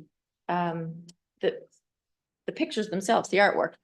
So have we thought about being a little more creative and just putting some paths off or just QR coding it so that if there was a QR code and I was not able to get there, I could call it up. And it makes it more accessible because if I was hearing impaired or any of those other things, you could do those things. I think there's a way to do both. Deputy Mayor? Breathe. Breathe. Valley Art Map, I knew it. if anybody's noticed it, along the Mona Parsons statue, you use your phone, it brings it up. Yeah.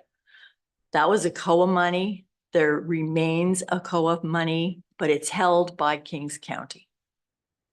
So we could be doing more in that vein Do to it. add Do accessibility. it. This is on my list of talking to the acting CAO. What, you know, he's got his feet now, maybe I can do that. But that was what that was all about, that project. And there are a couple others at Acadia. That's necessary.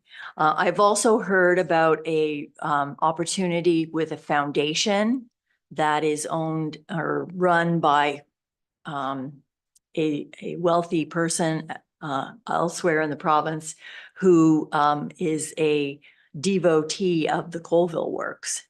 And somehow maybe we can apply for one of those grants to allow for greater accessibility with the walkways. So those are things that I would like to try and make happen. How does that feed into the budget? I think Does it it? says there's $100,000 you can put into a washroom. No, just- Exactly. Or pickleball or tennis or something. Also, I was just gonna say, can we get a? Yes, The park it for this? park it. And if we can get some art map money, like geez, we shouldn't be leaving stuff on the table. So to speak. So to speak. Get to work, Deputy Mayor. Okay. Now we're on to the water utility budget, capital budget. Not as many projects. This is the a slide for the carry forwards. Total carry forwards from year over year is $45,000. And they're related to well number 1 and well number 2, similar work. $10,000 for SCADA for a electrical panel replacement, and $12,500 for data infrastructure and integration. So total for both production wells is $22,500 being asked to be carried forward into the new fiscal year for a total of $45,000. New projects. So these are new projects or projects again that need additional capital expenditures dedicated to them. We've got we've got $17,000 for a water pressure air control through water distribution for reducing valves. We have an additional $60,000 for the Skyway to the wastewater treatment, water treatment plant, which was originally budgeted at $400,000 in 23-24. This is now budgeted at, proposed to be at $460,000. Of that, we have grant money that will cover 73% of the total cost of that particular undertaking. The next project is the water treatment plant for chlorine gas chambers and gas monitor of $6,000. And again, the treatment plant for processing monitor replacements for $11,000, bringing the grand total for $94,100. Some of the funding for the capital investment plan for the water utility. The total capital expenditures are proposed at $679,000. Most of the projects that already been seen by council and approved in the prior year. The $94,000 is new and or additional costs, as I mentioned. The municipal capital growth program, the town was given a grant of $621,000. It's 50% of what the total costs were of $1.2 million. I think we just received notification of that a couple weeks ago. It spans over the 2 years. Funding based on the projects that are planned is about $288,000 that we'll utilize on capital expenditures in year 1 being 24-25 and then $388,000 in year 2 for 25-26. There'll be additional funding from revenue of $40,000. There'll be debt that will be undertaken for $230,000 and use of reserves of $122 for the water utility. We're almost through. So I think at this time, let's open the floor to determine what we've missed, what council would like for their priorities, what decisions are they prepared to potentially make today, and what would the next steps be moving forward? Councillor Palmer. Not to keep picking on Alex, but it's been Alex again. I think the question would be, what can Alex get done?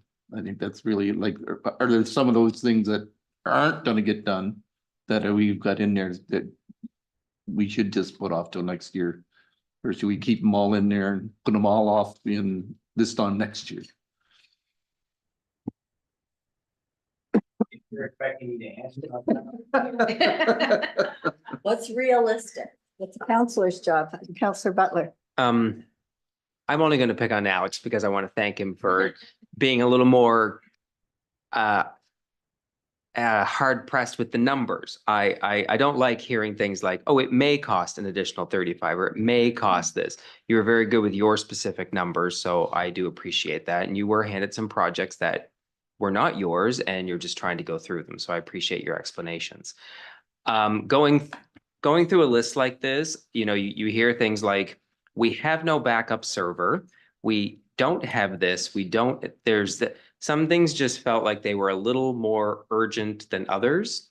Is it possible to get that in some kind of comprehensive list? Like, to hear that we have no replacement IT server, kind of put that right at the top of the list for me, as opposed to a washroom. So if it's possible to just sort of sift those, I think I could get a better grasp on things. And just looking at that, I see it's harder to explain things like water treatment phase 2 work to constituents.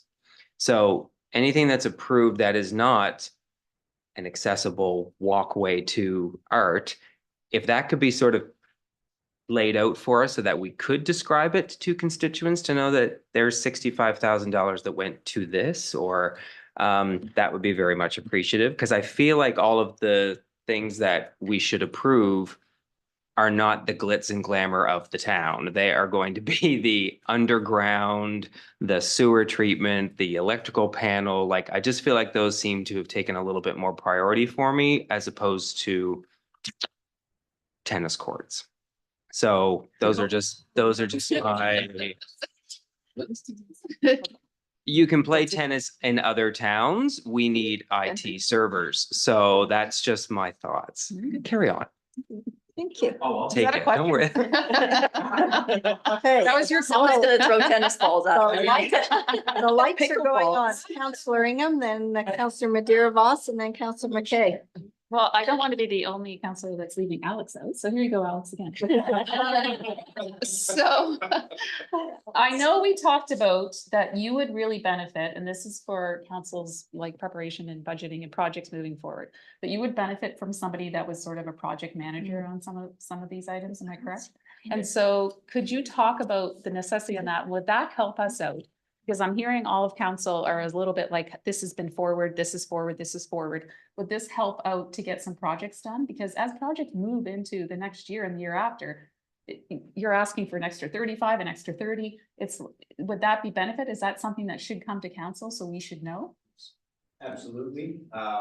The project management capacity right now in my department, I'm delegating project management tasks to people who really don't have that in their job description and their expertise, and really putting a lot of stress and pressure on them where I shouldn't be.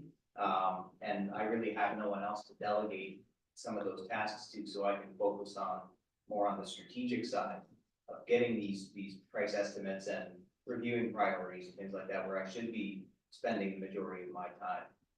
Instead of talking to contractors and making sure they're delivering on what they're supposed to deliver on. So, very much so, I'm gonna be advocating for, a project management professional to join the engineering public works department. Just referring back, to one of Beth's earlier slides, the projection and how much capital work we're needing to take on in the coming years. As it is right now, I'm dialed up to 11 and we all know that I won't be able to sustain that forever, so, I want to try and add this In the operating capacity, now as soon as I can, so, we, I don't burn myself out and we're able to get some of these projects done and not keep putting them off. Is that position not in the operating budget? It is, yeah, Yes. that's It wasn't in the last version. But It's we're going gonna to see, be in the yes, next that's Yeah, we what I did discuss understood. it. Absolutely, it's on the agenda. correct. Councillor Madeira Voss? Thank you, Mayor Donovan, and thank you for your clarity on a lot of these projects, Alex. I feel relieved that we've just saved $100,000. Like, I'm very happy about that. So that was kind of an easy answer. I do confess I have a question about the 35 or what we're being asked for the metal roof. I don't know, I know 33, that's separate?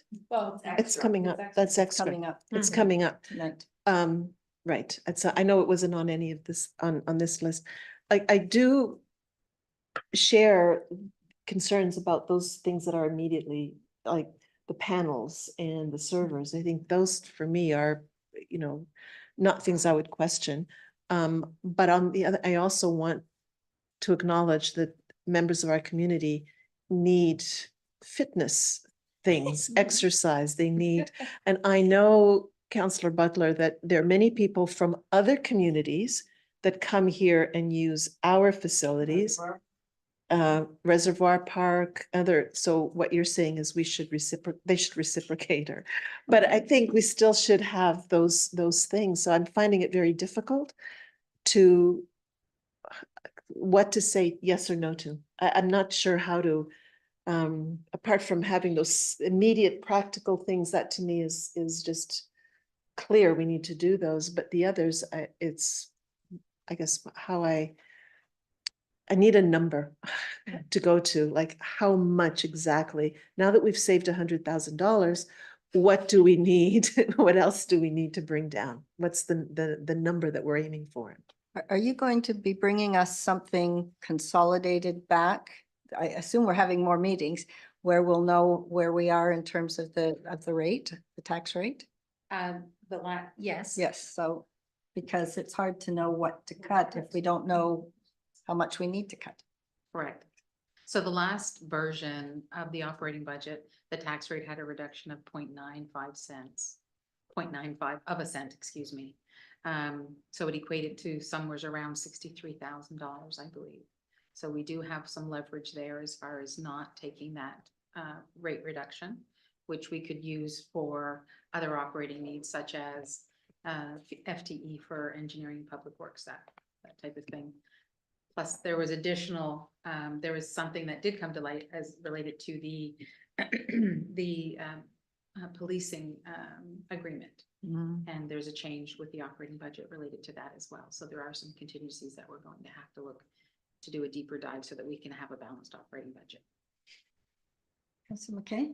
Yeah, so because we're not talking the same budgets back and forth. So operating is one bucket, Right capital on. is another bucket. Right on. So while I hear that and then I hear, let's add a person in, don't take the dollars that's there, or don't take the reduction in tax rate, although that's gonna be a tough one because we got money from other sources. So anyway, we'll leave that over there for now. But I do hear, my biggest concern was there's a lot of carry forwards. So that tells me our capacity, we don't have enough capacity. So whether it goes in the operating budget or comes into this capital budget or a split between the two, what, you know, there's whatever way that works in for Beth. That would be great. I think we need to do that. Otherwise, every year, we're just gonna come back to the same spot and say, because we didn't do 15 projects this year. That's how carry forward. That's a substantial amount. I would assume we did about the same amount, so we did about half-ish of what was on the first go around.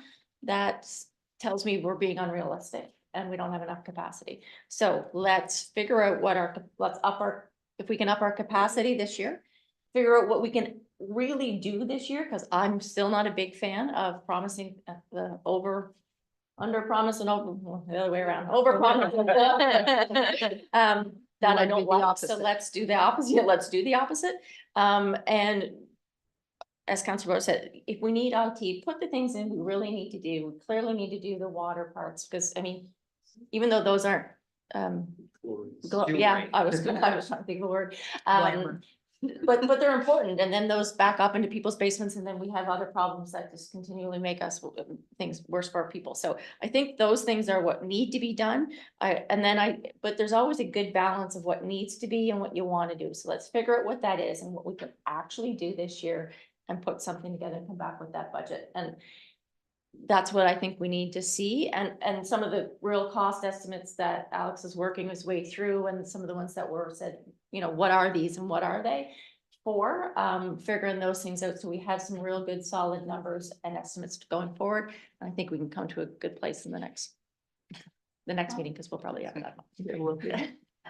Deputy Mayor? First of all, I have to say, I've never seen so much yellow before. Is everybody in? No, I agree. Like, the cost increases hit you when you see it and just the visuals. But last night I was talking to a senior citizen and she got this worried look over her face and she said, what about the tax rate? Is the tax rate going to go up this year? Because she said, my income is not going up. And I don't know how much longer I can live in my house. I thought, yeah, that's what tax rate means. That's why we have to be really serious about what we can do and what we can't do. And so there's more work. That's all I want to say. Councillor Madeira Voss? I just have a question under just after nature reserve, under miscellaneous amenities, we have public art project, $30,000. Is that the annual 30,000 that we contribute that then builds up? Okay, so we have, I thought it was 5,000 a year though. it is 5 a year. So we are at 30,000? How does that, like, where does that 30,000 come? I'm looking at it now. Because I thought we had spent the 30,000 that had been saved on the Colville, so we're starting over. So I was just curious about why we had 30,000 under 23-24 year one. All I have. I Oh, have maybe it was from this year, because year one is next year, not. It's we under are here. currently- I know it says year one here, but we are currently in 23-24. This is That not is year one. 23-24. This is not year one. This is. this That year. might be the 23-24 budget you're looking at for capital. I think I think the headers are just off. Okay, my question, what does that 30,000 mean? And which is, Hold on. so we've spent it. Okay, so it's not to be spent. That's just an Yeah. acknowledgement that it was. 23-24 is was- the current, is this year. Right, and now. that was, okay. So we're not going to spend the 5,000 per year. We're not budgeting that. Okay, Well, we budget 5,000 a year. Put it away. okay.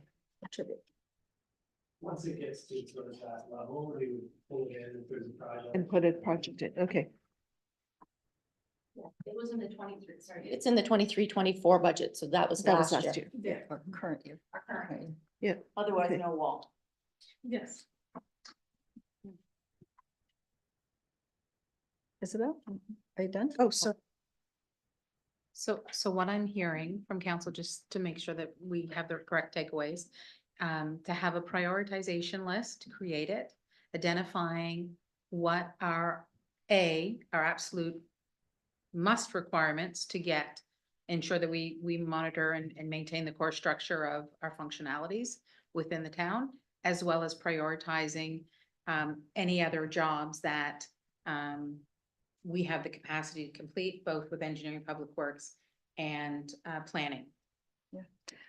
I was waiting for everybody to talk before I did, so might want to come back to that. Yes, I agree with everything you said. I sent our interim CAO a note last week. I'm very nervous about the carry forwards. I've never seen them like this. And my question to him was, is this, some of it I know is supply chain, some of it, is things we couldn't control. But to the extent it is because we don't have enough staff capacity, you need to tell us that, because, we don't know. So that's one thing I wanted to say. Councillor Butler made a comment that made me think I must, and assume that we will see our ops plan, which will have a page on these things, and then we'll get that detail. Am I right? I know most of you weren't here when we did ops plans, but okay. So that's what I wanted to say. I think we need that to give us the ability to understand what these numbers really roll out to be. And council is about to start, and I think we probably want a break. So I don't know if we are finished capital, or Beth, maybe you could come back, tell us what's next, because there'll be another iteration, I'm sure. There will be another iteration. I would like for it to be the operating and capital Yes. combined, Mhm. so that council has something before them and can either make a decision or give staff more takeaways and ensure that we can get the milestones done that we need to in a timely manner. So I think scheduling Yeah. is going to be the most important. Are you familiar, when I say the ops plan, do you know what that is? It's quite a lengthy It's quite a text document. large document. Yes. I'm not completely familiar with it, no. Okay. I have one in my office. I'll give you this year's. Beautiful, thank you. So, Yes. So this office? Yeah, it's office. Needing more batteries. Get the one in the back. It's got a. Check over here. So the documents that we gave you, the different packages, that was really just meant to be kind of a really early version of a more easily readable ops plan. So what these decisions I'm making notes all through here, because I think it was Councillor McKay, we didn't have a connection to the numbers because we didn't actually have the numbers at that point. So our intention was to put those in sort of tables with explanations. And I love the idea of the needs and wants, like and those can even be a way to organize them. So if that, I just want to make sure clarity we're of the working on the ops right plan document. is what we need. I just feel that, Yeah. and maybe you want to play with that a bit, but knowing that, pick on Kent Street sidewalk, that this is what you're going to do. You're going to do 250 feet of sidewalk or whatever, or this is happening in Reservoir Park. I use it often. Like what were we supposed to do and what did we say we were going to do? So the clarity of that ops plan, which is large, Yeah. I use it a lot. Okay. Councilman Dearboss? I just have a question regarding the agenda, because I did raise that question around the 33,000 for the metal roof. And I see that we have a motion from this committee going to council. Is it In our not- motions list, we have a motion. Is it not? This meeting. Oh, To so go it's next not from in the this next meeting one. to go to All the right, next well, we meeting, better get at it. Which then. is so, That's what I thought too. so I'd be happy to read that motion.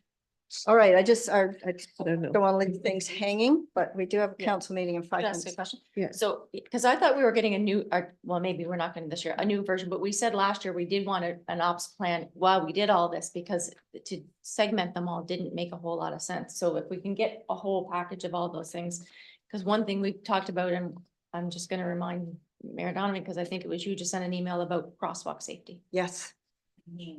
And where did that fit? And I don't remember if that was ops or capital think it or was the mesh of both now, but Capital, because capital. it's crosswalks and we Walks. haven't got into those, we haven't really got into that detail. So just I'm putting thinking a we peg in that fence. definitely need another meeting and probably more than 2 hours so that we can. Yeah. Because, I just wanted to thank you, remind that. yeah. thank you, because I did want to talk about crosswalks. All right, Councillor Madeira Voss, I'm going to call you deputy mayor one of these times. That's- I won't get. Doesn't come off my tongue. Does not come off my tongue. Okay, I would move the committee of the whole for the following motion to council for decision. That council approve an increase to the Welcome Center project budget of $33,000 for the upgrade of the roofing materials from standard asphalt shingles to standing seam metal roof for the new building. And Deputy Mayor Elliott will second that. Are there any questions or comments from council? Councillor McKay and then Councillor. I mean, we've talked about this and we came back and now we're sort of stuck in the middle of a budget that we don't even know where it's gonna fall out. So at this time, I find this one really hard to approve, not because Alex didn't do a great job of putting it together. It's just that I have no idea where we sit budget wise. So I feel like I'm putting a cart before the horse a little bit. So, yeah, that's how I feel about it. It's almost feels too early. I think we're in a tender crunch. Is that why? Yeah, totally. Yeah, I mean, to address that, we all know the timeline constraints that the contractor is on, and that's why it's here at this point. That's the only. Whereas unlike, say, the curling club or Randwick, we've waited until we finish the budget. Councillor Palmer, So we're going to discuss this now, whether or not we're going to take it and vote on it. Yeah. there's a motion on the Yeah. floor. Yes, there will Okay. be a vote. So, Alex, the attic of the Vic is not insulated. It's not going to be used, correct? Yeah, it would be like a standard, truss framed attic. Yeah. So, Insulated, from the building space below. It's not. Yeah. It's not used for storage or anything. yeah, it's not designed to be used. Okay, so it's open pitch, and it's going to be a vented soffit. Yeah. And so, my opinion is that down there on those, for the cost difference we're looking at on this, that this is not worth doing. And I think if we use a light gray asphalt shingle on that, you'll get a good, down in that application where it's not out in the hot sun too much, it's pretty much shaded in there. You'll get best part of 20 years, maybe even more in that type of ceiling, because you're not having to worry about ventilation in that roof or heat in that roof. So it should be a good roof. So I can't support this. Councillor Ingham? Yeah, I think in one of the recommendations that you said, Alex, and I know this is under a time crunch and I feel with everything coming forward that it's really hard to vote, on this for $33,000, that we could do it down the road at some point. So it doesn't have to be done now. So we could potentially save ourselves $33,000, not knowing where some of the issues are coming from and where we need to look at, especially when you were talking in your department, how you need more help in order to get these projects facilitated. So I just want to throw that out there. I'm thinking we could save $33,000 right now, along with that 100,000. Yeah, and if I could just comment on the discussion, the option for us to do this upgrade, it came up in our discussions about the architectural design and just wanting to be consistent with some of the other structures that we've done in town. I requested that the contractor bring me pricing for the upgrade, but that decision is not mine to make or staff's to make. But our role is to simply provide you as council with all the information that you need to make a decision, and that decision is ultimately yours. So how you choose to vote on this RFP, it doesn't offend me in any way. It's my job is to bring you the information. Your job is to make the decision. So that's all I wanted to say on that.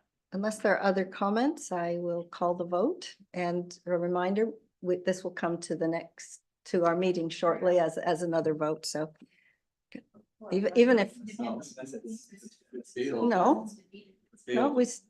no, we still have we have defeated ones that go forward, and sometimes. Does it not have to go forward? Oh, okay. Okay, I thought that regardless. Yeah, I thought.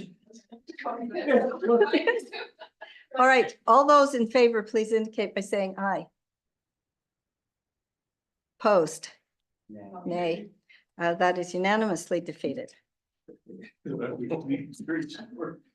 That shortens the next meeting. Okay, public input, no public input. I have a motion to adjourn, please. Counselor Madeira Voss, Counselor Butler, all in favor? What did he say? All right.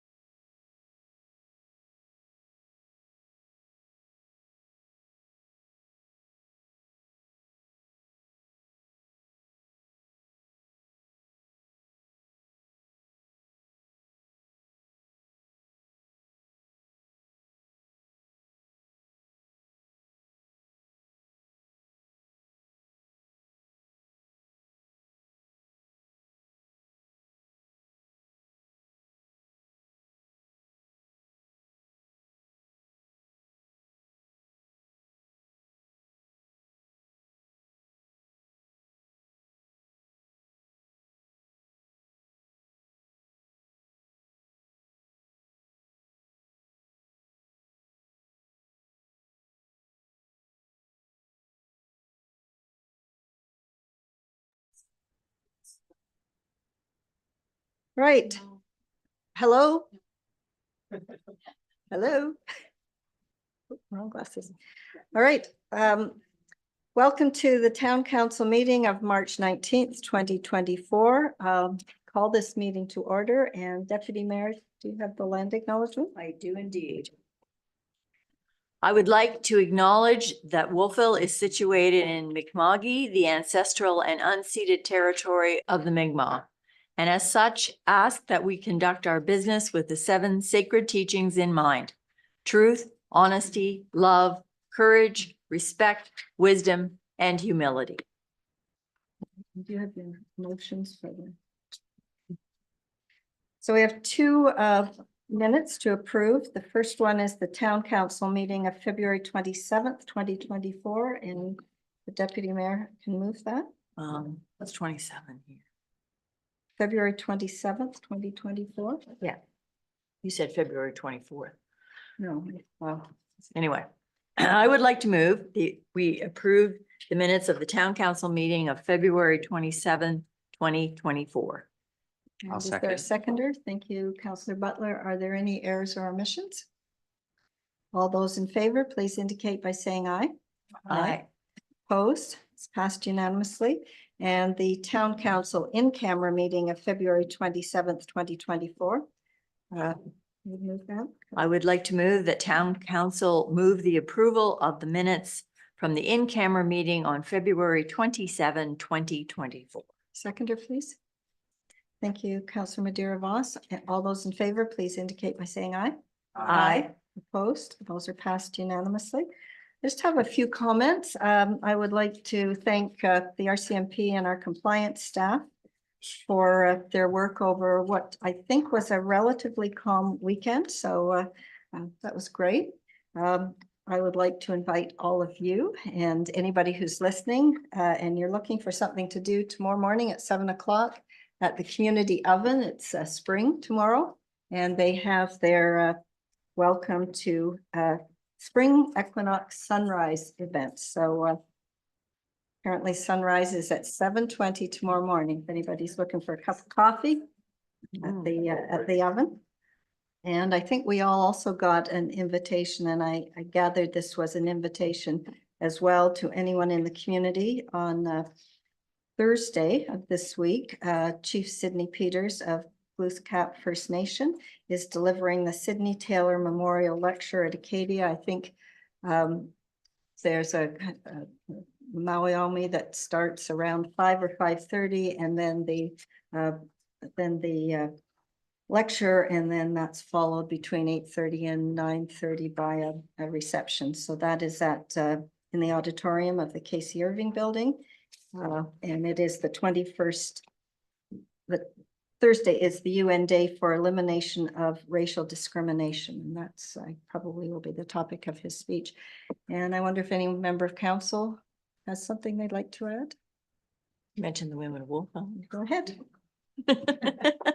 On Friday and Saturday, the Women of Wolfville will be staging their 20th production, 18 original collectives. And this year we're raising money for homeless initiatives such as Open Arms, the Valley Frugal Mums, and the Shelter Movers. Okay. Buy tickets at EOS and at the door. Right, anybody on for question period? No, and I don't see anybody in the audience. So we had one motion that was not approved at Committee of the Whole. So that doesn't move forward, and we have a new business item related to the provincial program supporting commercial wine bottlers discussion.